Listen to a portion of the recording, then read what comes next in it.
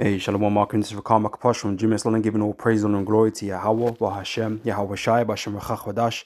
Want to give double honors unto the elders, the apostles of GMS, and Shalom out there to the hopeful Alex, pushing his truth in all sincerity. Back again with another video, and I just wanted to go into this topic of multiple wives. You know, is it lawful, right? And the short answer to that is yes, it is lawful in the scriptures.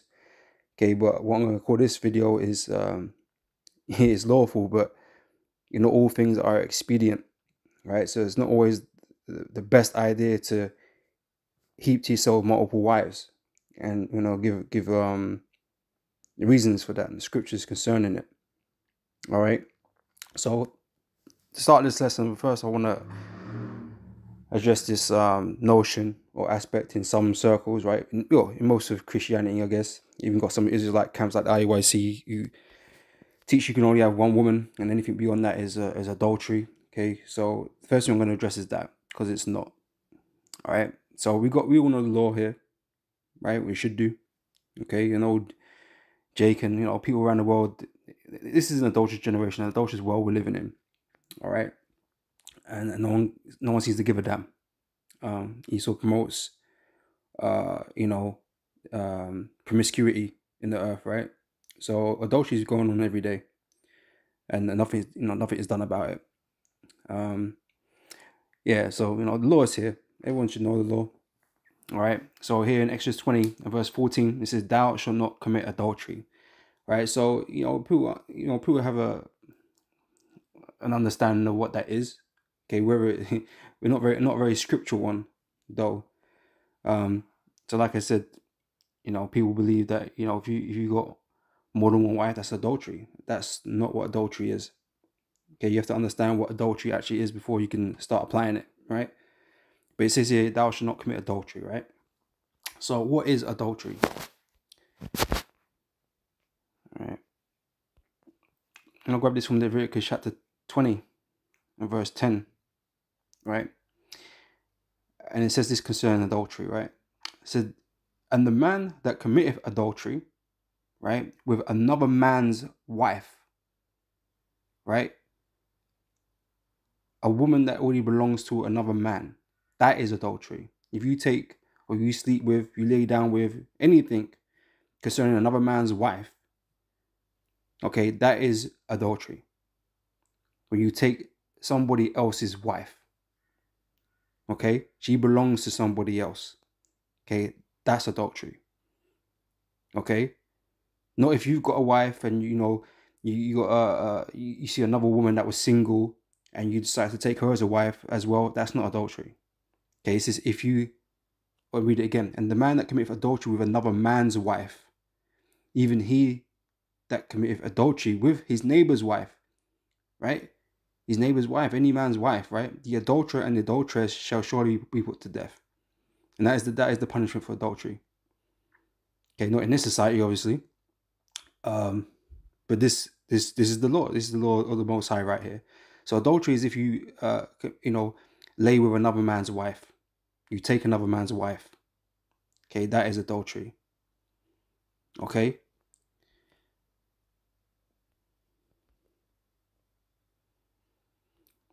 If we go here in Deuteronomy chapter 22 and verse 22, so if a man be found lying with a woman married to an husband, okay, again another man's wife, right? Then they should be then they shall both of them die. Okay, as per punishment, per the law, right? Both the man that lay with the woman and the woman, so shalt thou put away evil from Israel. Right, and here we're gonna see some different outliers here, right? So different circumstances, right? So we all know by reading these couple of scriptures that adultery is when a man lays with another man's woman. Okay, verse 23 says this: "If a damsel, okay, that is a virgin, be betrothed, okay, promised, engaged unto a husband, unto another man," right? So she's not slept with this man yet, but she's been promised. They're engaged. Okay, they're due to be married. Okay, it's like contractual, right? This woman is being paired up with this man, right? So if a damsel that is a virgin be betrothed unto a husband, and a man find her in the city and lie with her, right? Then ye shall bring them both out unto the gate of that city, and ye shall stone them with stones that they die. The damsel, because before both of them die here, right? Both of them are gonna die here too, right? But it goes on to say, the damsel, because she cried not, she played along with it. She went along with it. Okay, the man came up, took her, and she didn't do nothing to stop it. She didn't cry out. She wanted it. She did it. Okay. The damsel, because she cried not, being in the city, and the man, because he have humbled his neighbor's wife, right? Because she's promised to another man. So he's committed adultery, and she's committed adultery with that man because she was promised unto another man. Right? So it says, so thou shalt put away evil from among you. Verse 25, it says, but if a man find a betrothed damsel in the field, okay, and the man force her, i.e. grape, right? As this has become the infamous grape doctrine, right? But this is the law concerning that. If this situation occurs, if a man force her, takes her, right, by force, and lie with her, then the man only that lay with her shall die, right? So this woman is also engaged, betrothed, and promised to another man, but she wasn't with it. Okay, she resisted, but he forced her, right? Committing grape, as we know it today, right? And so only he dies in this situation. Okay, because she resisted, right? Verse 26, but unto the damsel, as it's going to go on to say, right? But unto the damsel thou shalt do it nothing, right? She's not worthy of any punishment, right? But unto the damsel thou shalt do nothing. There is in the damsel no sin worthy of death. For as when a man riseth against his neighbor and slayeth him, even so is this matter. For he found her in the field, and the betrothed damsel cried. She resisted. She's calling for help, right? And there was none to save her. Okay? Fields, not heavily populated. Cities are heavily populated, right? So in the previous version, she could have cried. Someone would have heard her, But in that example, she doesn't cry. She didn't cry. She let it go down, right? This one in the field, she cries. No one could save her, right? She tried to resist but couldn't because the man forced her. So only the man dies, right? Because she was engaged to another man. Okay. Now verse 28 says, if a man find a damsel that is a virgin, which is not betrothed, so she's not engaged, she's not promised to nobody, she doesn't belong to nobody yet. All right. Which is not betrothed, and lay hold on her and lie with her, again force her, right? And they be found, okay, it comes out in the open, it is known, it becomes known, right? Then the man that lay with her shall give unto the damsel's father 50 shekels of silver, right? Because he's taken a possession away from, he can't, the father can't marry this woman off anymore, right? Because she's no longer a virgin, right? So the father is compensated, right? And now this man who lay with this woman now has to keep her, right? And look after her, and he can't divorce her and that kind of business, right? As we're going to read in a second, right? Then the man that lay with her shall give unto the damsel's father 50 shekels of silver, and she shall be his wife, right? So from the moment he lies with this woman becomes his wife, because that's what marriage is. Okay, joining together, right? Consummation, right? That is the act of marriage, just like it has been, in the ancient days. All this marriage stuff, weddings and all that kind of stuff. That's merely a celebration that surrounds this event. The father giving away his daughter unto another man. That's all just tradition and customs and stuff like that. Okay, that's not the actual act of marriage. It's just the feast. Pardon me, right? The party. So yeah, it says, and she shall be his wife because he have humbled her.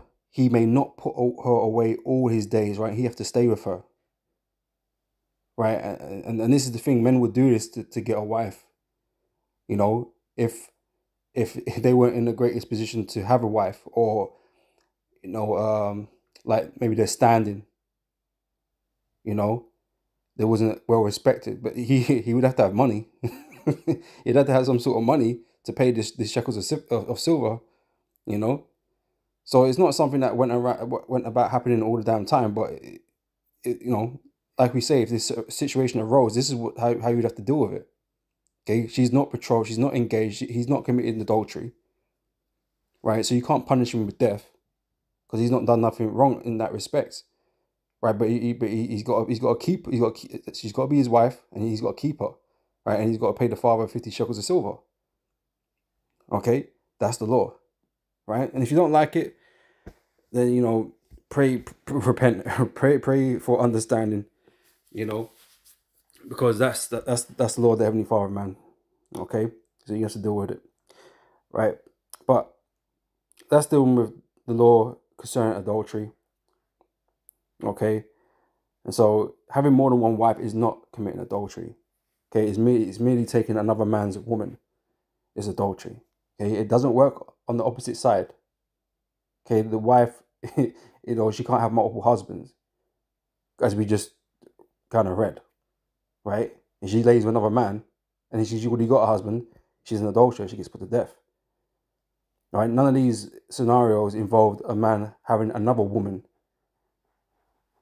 right, of his own, right? That's not, you know, with somebody else. You know, if that woman's a virgin and she's not betrothed, she's not with a man, then a man can have another wife, as we're going to see, right? So, let's start off with. This is Deuteronomy chapter 21, verse 15. If a man have two wives, right? So, this is talking about a situation, a scenario, right? If a man have two wives, right, one beloved and another hated, they have borne him children, both of the beloved and the hated. And if the firstborn son be hers that was hated, then it shall be when he maketh his sons to inherit that which he have, that he may not make the son of the beloved firstborn before the son of the hated, which is indeed the firstborn. Right? So it doesn't say here that this man's committed adultery, because he hasn't, right? This is perfectly fine. Right? But what's being said here, if he has sons by these two women, and the firstborn son is of the hated woman, the one he's fell out of favor with, or it doesn't, you know, whatever, they fell out, right? It's still his wife, but it just fell out, and he doesn't favor her anymore, right? But the first son belongs to her. He must uphold the right of the firstborn. So when the inheritance is given out, the firstborn has to receive the double portion, right? And so if it's of the one of the hated, then so be it. It has to go to him. It can't be the firstborn of the beloved one if he's not the firstborn son. All right. So this is the situation is going in, but nothing wrong concerning the two wives. It's just, you know, concerning the children of these two in this situation, right? No one's going off here. Like, the man's not going off for having two wives. No one's getting cursed out. No one said you broke the law. No one said you got to die.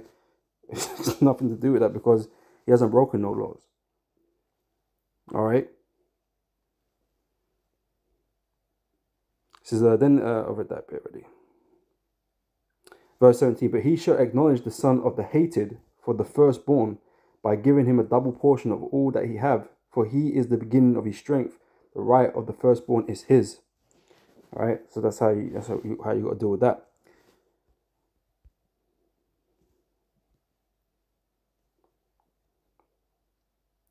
Let me go here. This is Genesis chapter 30, verse 1, right? And this is concerning Jacob and his wives, right? Plural, right? Because from Jacob stemmed the 12 tribes of Israel, the Lord's chosen people, right? This is the Lord's righteous people, right? The Lord's chosen people, right? And so the conception of us is through multiple women. Our father having multiple women, okay? Again, Jacob was never rebuked or cursed out for having multiple women because it wasn't a thing. It's not against the law. Okay, it's not adultery, right? So there's nothing to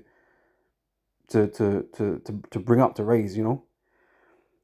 So this is Genesis chapter 30, verse 1. I'm going to kind of go through this as quick as I can, right? It says, and when Rachel saw that she bare Jacob no children, Rachel envied her sister, right? Because Jacob's wives were Rachel and Leah, right? And at the time they were sisters, right? Which is something that's in the law is taught against, right?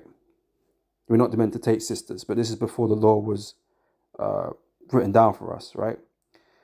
So Rachel and Leah were Jacob's wives. So he had 2 wives. Okay, he already had 2 wives, which he worked 7 years each for.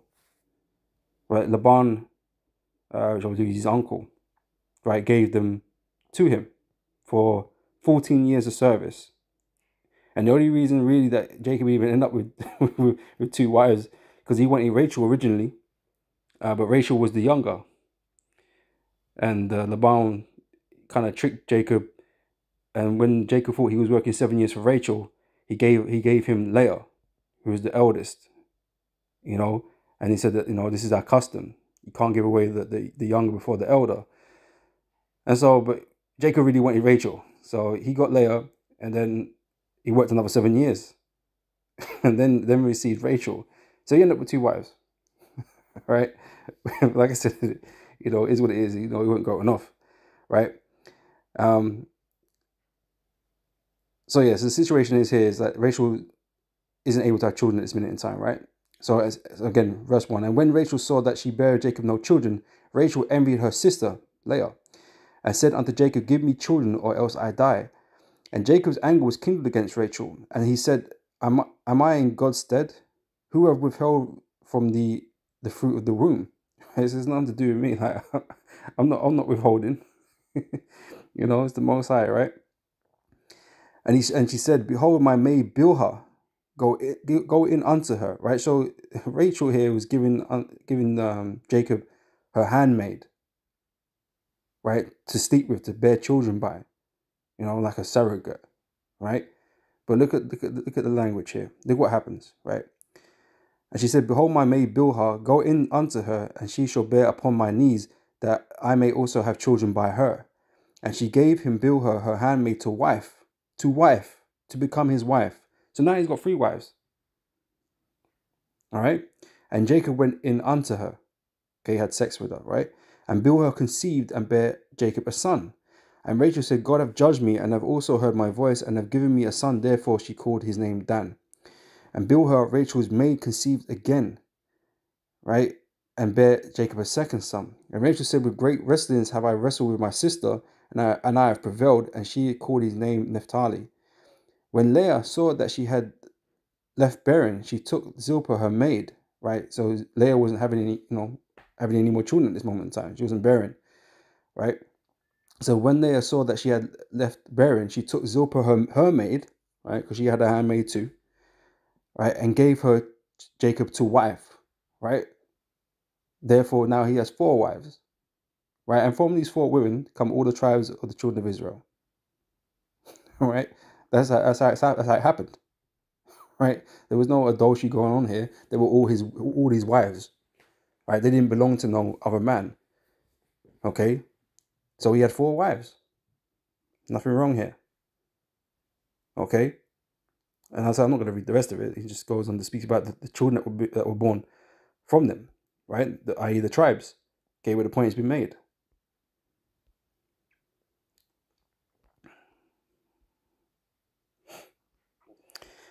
Just a couple of quick examples, because there's tons of examples, but you know, I'm not going to read them all, so I'm just going to grab a couple. All right, Judges 8, verse 30. Gideon was a judge of Israel, right? And Gideon had 70 sons, right? He had 70 sons, 70 sons, right? Madness, right? And Gideon had 70 sons of his body begotten, for he had many wives. He had many wives. Okay, it wasn't just going to be 4 or 5. He had a lot of wives, man, to have 70 sons. Yeah. Right. These were righteous men. So, and I'm bringing out the examples. All right. Uh, First Kings chapter 11 verse 2. This is concerning, pardon me, King Solomon, right? Verse 1 says, but King Solomon loved many strange women, together with the daughter of Pharaoh, women of the Moabites, Ammonites, Edomites, Sidonians, and Hittites, right? And another thing, okay, it's not unlawful, right, to have women of another nation, right? King Solomon was wise. He understood the law, right? Yes, he's understanding failed him in his latter days, but not at the beginning. Not at the beginning when he was getting these women, right? It's something that happened as he got older, right? And this goes into the problem of having many women or having multiple women. Okay, we will get into, right? But anyway, verse 2, of the nations concerning which the Lord said unto the children of Israel, you should not go into them, neither shall they come in unto you, for surely they will turn away your heart after their gods, right? And that is the only reason, right? Because these other nations, they worship other gods. They don't worship our God. Okay, they have their own gods, right? And the problem with man is sometimes we love women too much, too hard, and we do whatever it is to please them, right? And so if you got women that come from another nation and worship other gods, and they want you to, do certain things with them, all right? A man can do stupid shit, right? So I'm gonna read this from First Ezra chapter 4, verse 25. Wherefore a man loveth his wife better than father or mother. Yea, many there be that have run out of their wits, gone out of their minds, right, for women, and become servants for their sakes. And this is what happened to Solomon eventually. Right? Many also have perished, have erred, made mistakes, and sinned for women. Right? Men get caught up too much, man. Men love too hard and do stupid shit. Right? Not thinking proper. Right? And this is what happened to Solomon eventually. But the issue with actually dealing with women of the other nations isn't actually a thing. It's just that they may entice you. Right? Oh shit. They may entice you, into departing from the Lord, distracting you from the Lord, right? So again, of the nations concerning which the Lord said unto the children of Israel, you should not go in to them, neither shall they come in unto you, for surely they will turn away your heart after their gods. Solomon clave unto these in love. He loved them, and he loved them too much. Right? Verse 3, and he had 700 wives. Right? And the only reason why he could amass so much wives is because he was rich, he was powerful. Right? He could afford to keep them, to upkeep them, to look after them all. A poor man can only have one wife or no wife. Some men don't have no wife, right? But if a man get a wife, he usually would have one wife because you can't afford nothing more than that.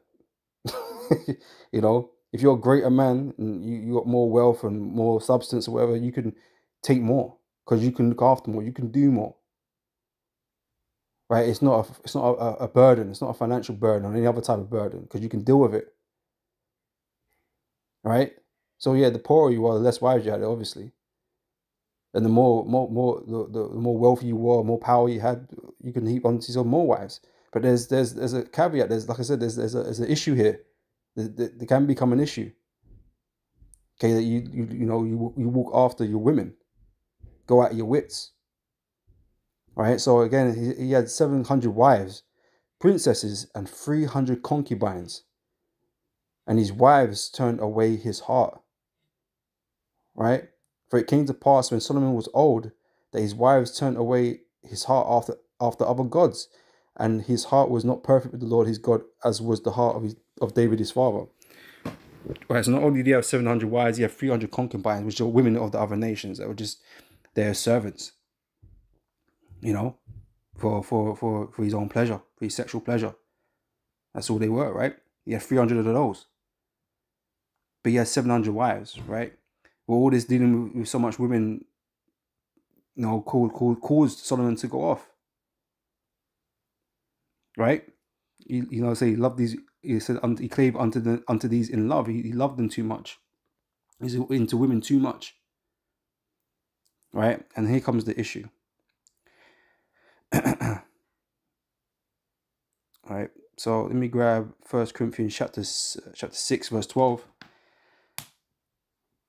It says here, all things are lawful unto me, right? So we just read the law and you know, basically what's allowed in the law and what's not allowed, right? Having more than one woman is allowed. It's doable, it's possible. Okay, if you have the means to support multiple wives, right? As long as they're not married, you know, or betrothed, you're okay, right? All things are lawful unto me, but all things are not expedient. Not all things are advantageous. So just because you can doesn't mean you should, right? It's a whole heap of headache, a whole heap of trouble and problems collecting women, having multiple women on the go. Okay, because you got to divide time, energy, right? Especially in this ministry. Not so much if you're in the world, but even in the world, you know, even if you're not a part of this ministry, you're just part of the world. It's complicated shit. Because in this world, this world doesn't foster that environment for you to have multiple women like that. You know, to have actual wives. You know, people got side pieces and shit, and they're just running back from one yard to the next and trying to keep things secret on the low and all that kind of stuff. And most of it's being done in adultery anyway. But yeah, this world doesn't cater for that type of environment to apply the law here like that, right? So it's not advantageous. That's especially in this ministry, because we need to dedicate time to the Most High and to do this work. You know, so it's not advantageous, because you need to divide time and energy, you know, between these women, because these women get jealous, man. They get lonely quickly. They need attention. You know, and so they're gonna give you grief if you don't give them that. You know. So anyway, all things are lawful unto me, but all things are not expedient. All things are lawful for me, but I will not be brought under the power of any. All right. So yeah, it's lawful, but it's not expedient. And you know, some brothers, they got multiple wives and whatever, and they're dealing with, you know, they can manage their shit, then it's fine, isn't it? You know, but you increase the the likelihood of shit going wrong. All right. To stress you out. So I'm gonna read this from 1 Corinthians chapter 7, verse 26. So I suppose, this is what Paul wrote, okay, I suppose therefore that this is good for the present distress, this present time, present issues, right? Same thing now. I say that it is good for a man so to be. Right? This is how a man should to operate himself or conduct himself, right? Art thou bound unto a wife? Have you got a wife? Do you already have a wife? Right? That's what he's asking. Seek not to be loosed, right? Don't seek to be separated. Okay, your wife is yours and your responsibility. All right. So you got to deal with your wife. Okay. As long as you know she's happy to dwell with you and to deal with you, right? Seek not to be loosed. Art thou loose from a wife? Meaning, like, you don't have a wife, right? Seek not a wife. Seek not a woman. If you ain't got a woman, don't seek for one. All right. But, and if thou marry, thou hast not sinned, right? And if a virgin marry, she have not sinned. Nevertheless, such shall have trouble in the flesh, but I spare you, right? So if one woman is going to bring you trouble in the flesh, what do you think multiple women are going to do? It's going to bring you multiple stresses, man. And it's going to cause distraction. It's going to take time away from doing the work. You know, time you could be, you know, investing elsewhere doing other things. All right. And that's just the truth of the matter. Right. So again, it's lawful, but it's not expedient. Right. To have tons of women and be chasing after women all the damn time. We need to focus, man. We need to focus.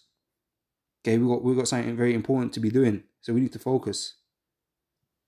Right? Let's not say you don't have time for your woman if you got one, or even if you're lusting after one and you can't hold it down, right? Because he goes on to say, if thou marry, that was not sin. So if you do go after a woman, you get a woman, you ain't done nothing wrong. Just understand that you're gonna have trouble in the flesh, man. Okay, you're gonna have more issues or other issues to deal with. Okay, but now you have to deal with them. Okay, you can't say, "Oh, I wish I didn't get this woman." No, it's your wife now. You have to deal with this woman now. You know, don't look to be loosed. So once you got one, you got to deal with it and deal with it in wisdom and understanding, man. Okay, and deal with whatever trials and tribulations that comes with. All right. Verse 29 says, "But this I say, brethren, the time is short." Okay, we're in the last days. "It remaineth that both they that have wives," okay, even those that have wives, right, "be as though they had none." Right? Don't be distracted. Okay, we have to focus on this work. One sec.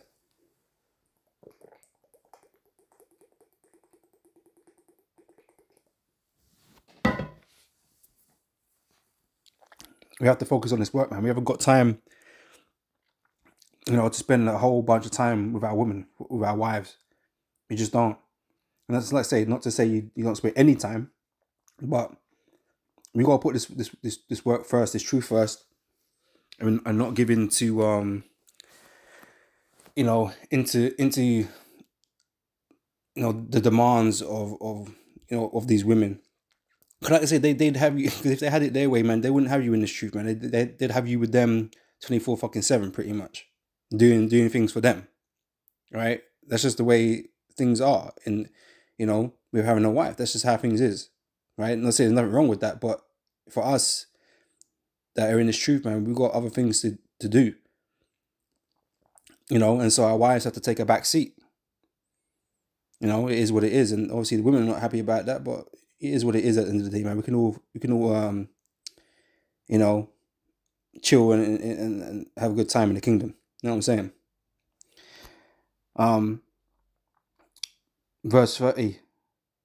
And they that weep as though they wept not, and they that rejoice as though they rejoice not, and they that buy as though they possess not. All right, so that's the point. Okay, that's how Paul said we should conduct ourselves, man. If being in that situation.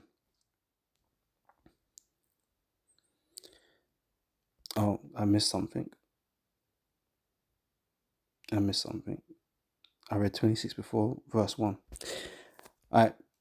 So back here in 1 Corinthians, I want to get chapter 7, verse 1 though, right? So it says, "Now concerning the things whereof ye wrote unto me, for it is good for a man not to touch a woman," right? Like kind of what we read down just a second ago.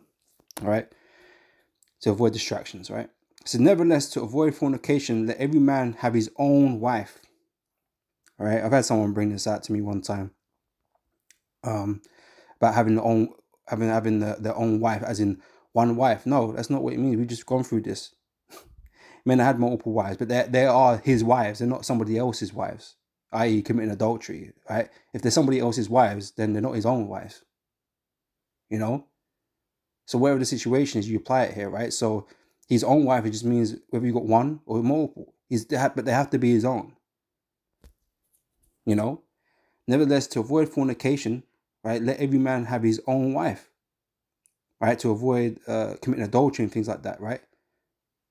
Because you don't want to be lusting after somebody else's woman, because you ain't got one. Get one then, innit? Get one to keep you away from doing that. Nevertheless, to avoid fornication, let every man have his own wife, and let every woman have her own husband, right? A man that belongs to them, that's with them, right? She's only gonna have one husband, but don't lay if you got a husband, don't lay with another man. Okay, deal with your own husband, right? Let the husband render unto his wife due benevolence, and likewise also the wife unto her husband, right? So like I said, there's responsibilities and duties that you as a husband and wife perform for one another, right? So we have to tend to the flesh, in terms of having sex with them and stuff, because they're gonna get lonely and shit, and they're gonna wanna,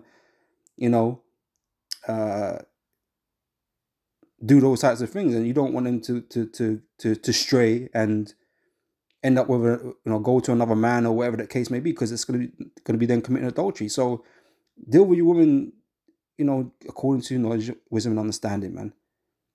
Because they have needs too. We've all got needs, right? Men and women have needs, right? And so you have to fulfill them as husband or wife, right? So as it goes on to say, verse 4, the wife have not power over her own body, but the husband, and likewise also the husband have not power over his own body, but the wife. Defraud ye not one another, except it be with consent for a time, that ye may give yourselves to fasting and prayer, and come together again, that Satan tempt you not for your incontinency, right? So you have to come back together and deal with each other, if time goes by, right? Like I said, to avoid all this adultery shit, right?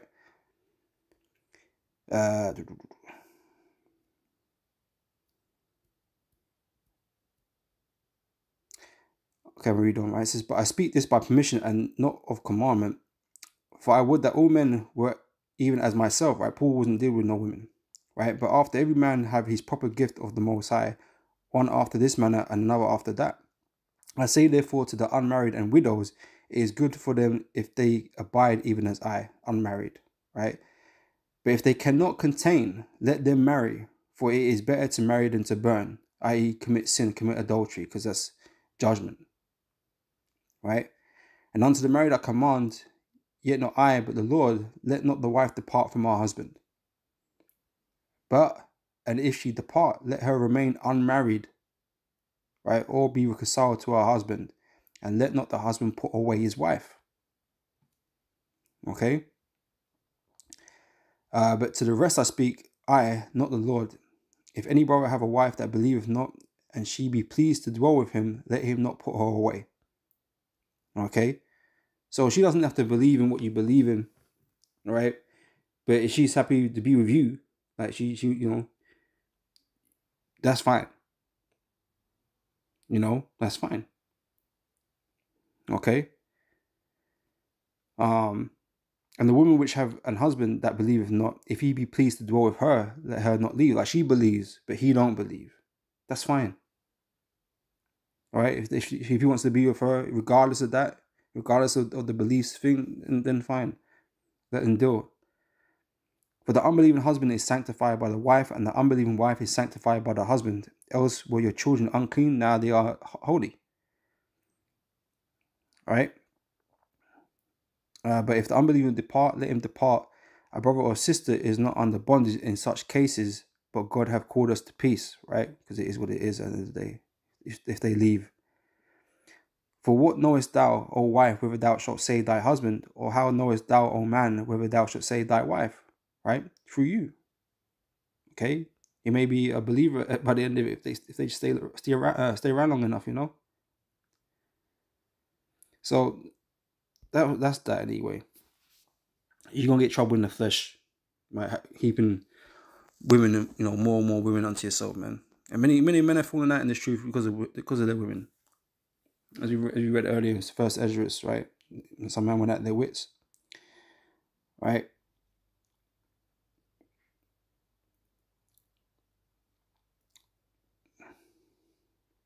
That's all actually though. That's all the pieces I had for that, pretty much. All right, so yeah, I'm gonna end it there. Lord, it's been edifying. Lord, this is being cleared up, right? And that you receive some edification and some understanding on the situation.